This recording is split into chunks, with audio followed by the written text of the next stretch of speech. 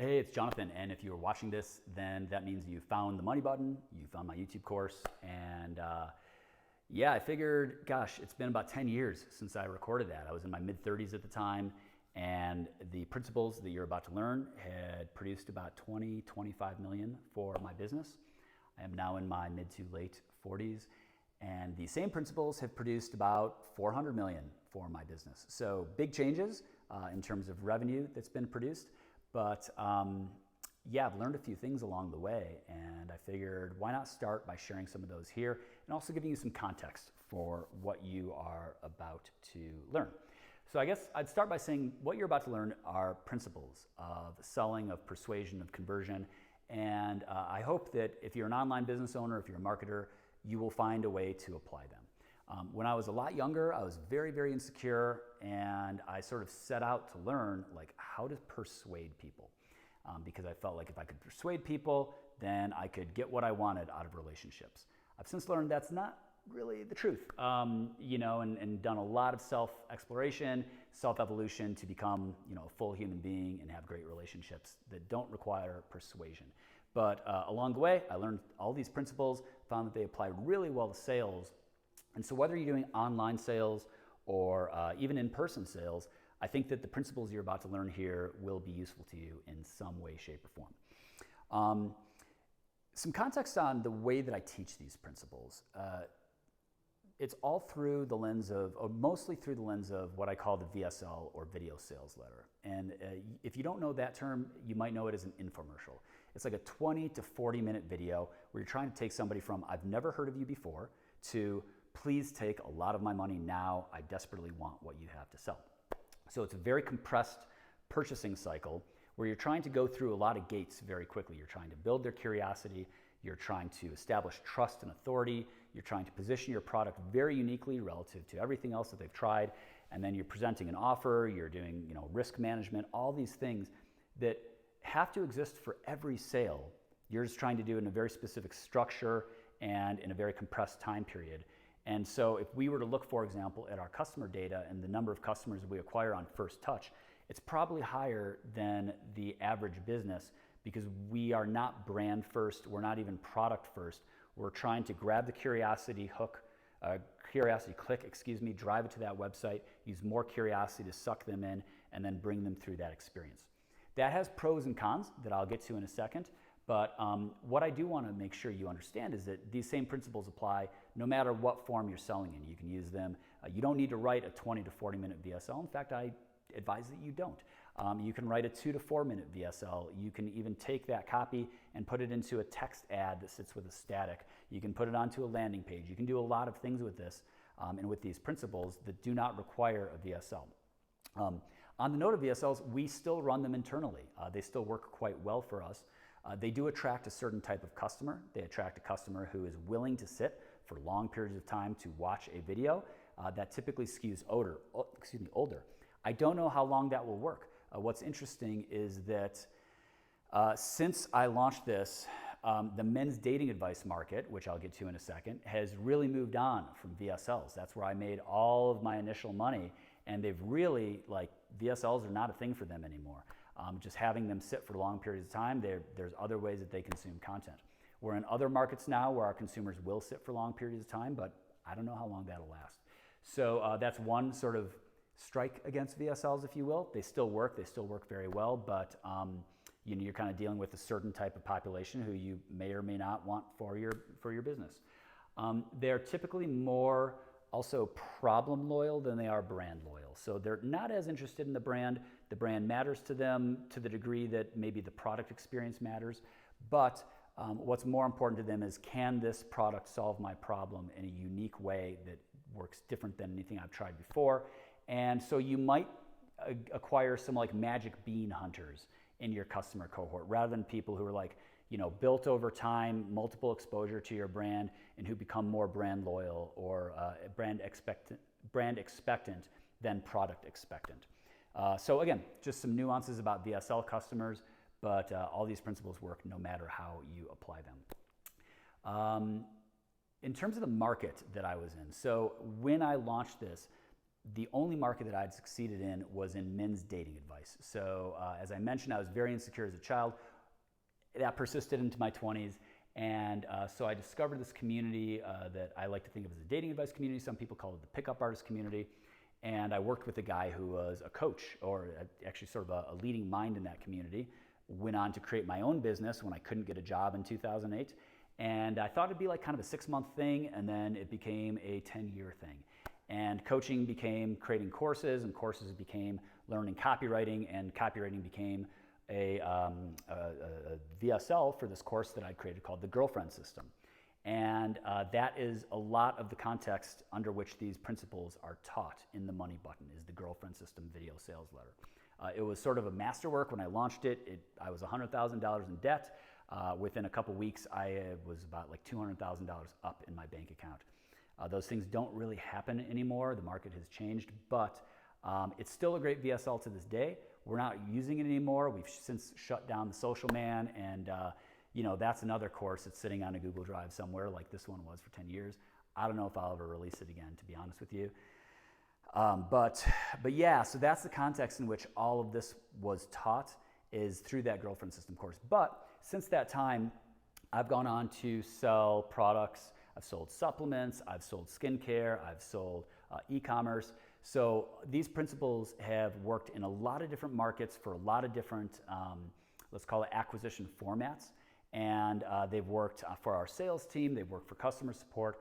So you don't, just as you're going through it, and as I'm talking about the Girlfriend System specifically, or principles that you're learning from it, you just have to sort of transpose that to how does this apply to my business. And I don't advise getting into the men's dating advice business anymore.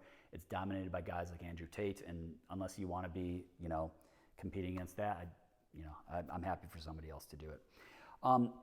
Why am I releasing this now? I just want to answer that question real briefly. So when I created this course, my plan was to sort of transition from like, okay, I did it, and now I'm going to teach you how to do it, and I'm going to build a business around teaching you how to do it. I think that's an impulse that a lot of people have. I started running ads for it, and then I decided I didn't want to be a make money guru. I didn't want to have to take pictures of myself on private jets, or invite people into my personal life, or do any of the things that represent sort of like I've made it and you can too. And that ended up being the right choice for me. I was very happy being behind the scenes in all of our other businesses so far. And every now and then I'll pop on camera as a spokesperson for something we're doing, but I just like being behind the scenes. And so this has been sitting on a Google Drive for like 10 years. And recently I thought to myself, gosh, there's really good stuff in here. Every now and then on X, I see people saying like, hey, what's the best copywriting course out there? I don't think this is necessarily it. I think it's great though. And I think that it deserves to be like up there in maybe the top 10. So figured, heck, just release it for free. And hopefully people will like it, and they'll enjoy it, and they'll get a lot of value out of it. What I will say is I have zero interest and zero time to do like any coaching, any critiquing, any business advice, any of that. I'm operating 2 businesses of my own right now. I have 2 children who are very young still, and I have a very active life that is full of adventure sports and travel. So my time, every hour counts, and I can spare no extra time, at least at this point in my life. Check in with me in 20 years. We'll see if that's true when my kids are out of the house. But for now, I'm just very engaged with all the things that I'm engaged with. So if you enjoy this, by all means, hit me up on X. Tell me if you liked it. Leave comments below. My X handle is jch.me, jchdotme. But yeah, I just want to share this with the world and hope that it creates some value. The one exception is if you want to work for me and you're really, really, really good and you learn some cool stuff from this, then hit me up on X and we'll figure out how to look at some of your work and get you into our recruiting system. Okay, so just a few things that I want to share before we jump into the material in terms of big lessons I've learned in the last 10 years that relate to what you're about to learn. So one of the big things is that different markets respond to different principles in different ways. And I'll give you a very easy example is the men's dating advice market responds very well to shame. So, the negative stories, the nightmare stories, that I know this is how you feel. When you look at yourself in the mirror, you probably feel this way and it feels awful, and all that stuff, right? The men's dating advice market responds to shame. Selling skincare to women, they do not respond to shame. They do not want to be shamed. They want to be made to feel glamorous. They want curiosity. They want secrets. They want hope. So just two different markets with two different responses to nightmare versus dream scenario, which you'll learn about in this principle. And that took years to discover. So as a copywriter, as a marketer, as an owner, one of the best things you can do is take the principles that are in this course and inject them into your ads, sort of at the tip of the spear, and see, how do people respond to this? So take a nightmare story that creates a lot of shame and put it right at the start of an ad, and then put a dream story right at the start of an ad, and see which one gets higher engagement, which one gets higher click-through. The more time that you spend selling to your particular customer, your particular market, and trying to apply these principles, the more that you'll see the contours of what they respond to. And that's something that it's why I always recommend bringing your copywriters in-house and having people specialize on the same customer for long periods of time, because they're going to learn those nuances and they're going to be able to speak to those customers in ways that somebody who is just kind of oh yeah, I know copywriting and I'm just going to write the same sort of format I've written before, they're not typically going to have the same success. So that's one big learning. A second thing I wrote down is a good VSL can't save you from a bad product or market, and that's partially true. I know some guys who are running hundreds of millions of dollars with deepfake VSLs selling the most bullshit products in existence. They are very unethical. They are out of this country. They are not typically under the jurisdiction of U.S. law, and yet they make a lot of money. The problem with that is you don't build brand, you don't build enterprise value. It is a cash grab, and it worked very well for them, but they're basically setting up new LLCs nonstop in non-extradition countries and running all these backdoor operations through shady payment processors, and so there's no business there to sell. It's just a cash grab. I don't like it. I'm annoyed about it because I have to compete in the same ad space, and if you really want to build enterprise value, if you want to build a great company, if you want to attract great people who aren't just mercenaries, not really the way to go. So yeah, if you want, a great VSL, all these great marketing principles, all these strong persuasion principles, I really hope that you back them up with an amazing product, an amazing customer experience, an amazing customer support experience. I view those as three different things. The product itself is does it deliver the results? How does it make people feel? How do they enjoy it? The customer experience is the touch points they get in the email, when they open the product, the unboxing, all of that. And then the customer support experience is when they write into the company, what is their experience interacting with your team. So all these things that you're about to learn about marketing and sales persuasion, all that, I'd say in terms of bringing in new customers, it's super, super, super important, but in terms of keeping those customers and building a really valuable brand, it is all about the product experience, the customer experience, and the customer support experience. The market itself, a good VSL will not save you from a bad market. So there's two things that I consider to be not such great markets. One of them is markets of small, you call them small TAMs, total addressable market. So I'm reminded of a guy who, I don't know him well, but I really respect him. He used to sell swords online. He's this amazing content creator. And then he went into selling candy. Now, the market for candy versus the market for swords is a million times bigger, right? And so that's just a really good example of if you're selling a really, really, really niche product, it doesn't matter how good the marketing is, you're going to cap out. And that was my experience with men's dating advice. It is a pretty big market, but it's not nearly as big as some of the other markets that we've gone into since then. And another thing about bad markets is bad customers. So I'll give you this example. I've never really had great success in weight loss. I've written a few weight loss sales letters. They haven't really worked well. But we also really haven't made it a pillar of okay, we're going to go after this and die on this hill. I do know some people who have had a lot of success in weight loss, and the customers that they have attracted have been very high churn. The weight loss customers who buy pills online for weight loss, they have to cram as much customer value, the companies, into that first interaction as possible, because the customers don't want to do the other things they need to do to lose weight. And they typically are, as I think I mentioned earlier, they are more loyal to solving their problem than they are to any particular brand. So they will go from brand to brand to brand, from product to product to product, but they won't stick, they won't retain. And so you're basically just, on the flywheel of Mark Zuckerberg's ad machine, trying to bring in more customers nonstop. And in a couple cases, friends of mine who have had businesses in this space, they don't even try with brand. They just launch new products that are totally unrelated brands, and sort of like the scammers that I was talking about earlier, they're just cash grab machines. So it's not how I like to operate. I like to quote Naval, play long-term games with long-term people. And we've built our brand to try to sustain itself, and we're certainly still on the hamster wheel in terms of customer acquisition, but we have much better retention, and that is because of the markets we've picked and the way that we treat our customers. So just again, something I've learned, something that's hopefully useful for you. Okay, a few more points. At a certain point, the operations and the marketing systems matter much more or equal amount to what you're about to learn in terms of building really compelling marketing. So the operations, when we built Girlfriend, and I hope I'm not repeating myself here, but this is like my fourth take on this. So I might have said this before in this video, or I might have said it in a previous one. When we built the Girlfriend system operation up to about 20 million, it was only me and a few other people, and we were very, very good at a few things. We were great at customer support, which we had to be because big claims, people write in, hey, I'm not getting this result. So we had to make sure that we had super on top of it customer support. They were really responsive to our customers. Second thing was payment processing. So there was no shop pay at the time, and we ran a really aggressive billing model. And so we had to be super dialed in on payment processing. These are not problems that I discuss in the money button. They're problems that I hope you don't have to deal with.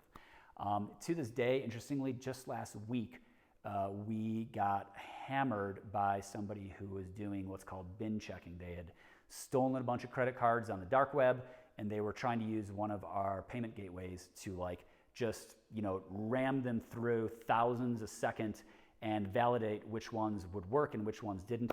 So even to this day, we still need that sort of operation to defend against these assholes, if I can say that. But those are the operations that we needed at the time to scale that business. Now that we're in physical products, it's gotten so much more intense. Cash flow management, demand forecasting, inventory management.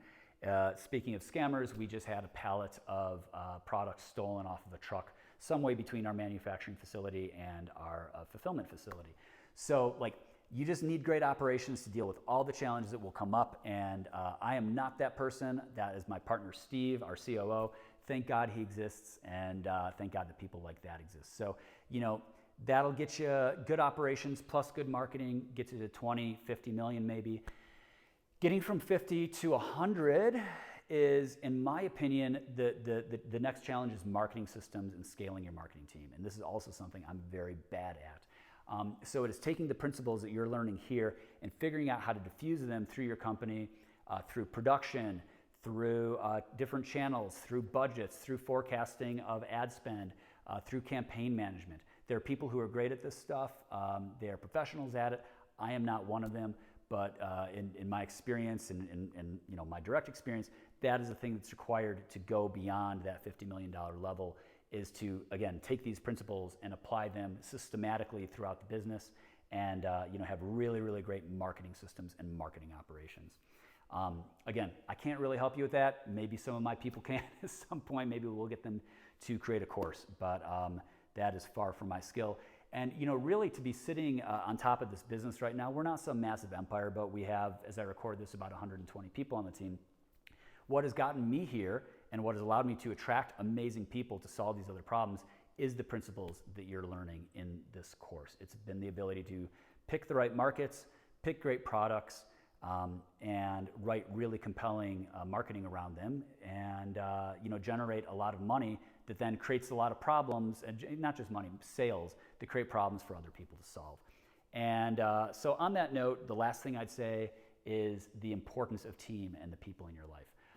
I've cycled through a lot of different people in my company, but we do have a great record of retaining great people. Our culture is very unique, and we've been remote 100% of the time. But if you are not thinking about company culture, start thinking about it. Start thinking about what values you personally own and personify, and how you can bring those into a team culture. Several years ago, we implemented something called EOS, or Entrepreneur Operating System. We went through this whole exercise of like, what are our company values? And I kind of thought it was BS at the time. But in retrospect, what I've realized is that people who adhere to our company values and who match them, they stick and they become typically very good. People who do not match the company values do not last. And so they've become a really strong screening tool for us. And attracting great people, it's not just about the skills, it's about the values that they bring. And so I encourage you to be thinking about that as you're growing your company. And on that note, sort of like a final, very personal thing to share here, it's not just the team you're working with, it is the 2 or 3 closest people in your life who you're working with as well. Actually, I'll get to that in a second because I do want to give a couple shouts out to people who definitely deserve it. I'd be remiss not to talk about Craig Clemens, Frank Kern, Chris Haddad, let's see who else, Gary Bencivenga, and John Benson. I think I just named 5 people. Those 5 people, I learned a lot from them in terms of the principles that are in this course, either directly or indirectly. And David Garfinkel. So all these guys are copywriting legends. I'll start with Craig. He sort of pioneered the VSL in the health space. I'd say greatest of all time. And he is, if you want to learn video sales letters, look at his VSLs, break them down, hand copy them. He is a legend. John Benson arguably invented the VSL. He does have a course or 2 out there, and he does do some coaching as well, or at least last I checked he did. I learned quite a bit from him working with him directly. Chris Haddad is another one. He has, last I checked, courses out there. I've done 1 or 2 coaching calls with him. David Garfinkel was my initial copywriting coach. I really got my start with him. And he taught me how to go from being like a good writer to being a good copywriter, and how to really simplify words, language, etc. Gary Bencivenga was like a legend. I had this course called Bencivenga Bullets that probably made its way into my brain, and probably some of the stuff made its way into here. There's a lot of others, and Frank Kern was like a legendary marketer who I studied for a long time. I think there's probably some of his material in here, not intentionally, probably subconsciously, but again, just have to give shouts out to all these guys because I don't want anybody to look at my material and think, wow, this just all sprouted from my head. This was the result of years of learning, symbiosis, coaching from other people, and I would be remiss not to give credit where credit is due. And then finally, actually, somebody else who deserves a lot of credit is my former partner, Dave. Dave Z, as he's known. So Dave and I were competitors in the men's dating advice space. Then we partnered up and we created our health companies together. And I learned a heck of a lot from him. You'll hear me talk about him earlier or later in the Money Button. He was somebody who pushed me a lot in terms of copy. He introduced me to Frank Kern, and we created a lot of great things together. About 3 years ago now, Dave took his own life, and he was a genius. He was a really big heart, but he also had some real big challenges psychologically and emotionally. And it was really tragic. We had not been very close for about a year, even though we were still partners. He had sort of exited the company, and or at least in terms of how he was working and how he was engaged with us, and left Steve and I to carry on the torch. And at that point, the great burden. We had about $1 million in debt to me, but I'd put about $1 million into the business. And we were still at the bottom of the trough, but yeah, without him we wouldn't be here, and it was a very tough time because about a month before that I had also lost my daughter. She died 2 weeks before she was born, and it was just a really, really difficult time in my life. It had been a year of difficulty. The prior summer, just like everything had gone wrong that could have gone wrong in the business. We had ad accounts go down, we had payment accounts go down. We had inventory that was a year plus back ordered, and I just had to keep shoveling money in. And so when those 2 events happened, it was kind of like it was definitely the deepest trough of the valley that I have ever personally lived in. But back to team, back to the people in your life. 2 particular people in my life, my wife and my partner Steve, they were amazing, and I tried to be amazing to them too. And sort of, separately but together, we made it through that experience. And life is very, very good again, despite our losses. Never would have expected either of those losses, and certainly wouldn't have expected them in such a compressed time period. But if there's like sort of one masterpiece of advice that I just want to share while I have the stage, however tiny the stage is, it's that the 2 to 3 closest people in your life will be the wind at your back or the anchor that drags you down. I've had partners, girlfriends who have dragged me down, and in retrospect, I was like, I knew it. I could have seen that coming. And now, in retrospect, looking at the choice I made about who I married and the choice I made about who I partnered with Steve, it couldn't have been more obvious. These are people who are high integrity. They do the right thing when nobody's looking. They challenge me to be better, and I challenge them to be better. And so again, as we sort of wrap here, as we get into the Money Button course, I felt like I had to sneak that in. It was been like the biggest learning of the last 10 years of my life. Certainly responsible for some of the wrinkles and some of the hair loss. And on the note of hair loss, one last thing. As I was watching these videos, I've been watching these videos in ages, and I was like, what the hell was I thinking with that neck beard? So you will see that in like half the videos, I had this like I just hadn't shaved my neck. I don't know what I was thinking back then. I'm sure somebody's gonna leave comments about it, but I just wanted to get ahead of that.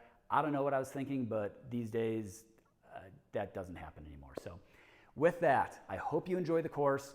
Again, I'm not doing coaching, but if it connects with you in some way, if it helps you in some way, hit me up. I'd love to hear about it. Maybe, I don't know, take it, feed it into an LLM, create some principles out of it.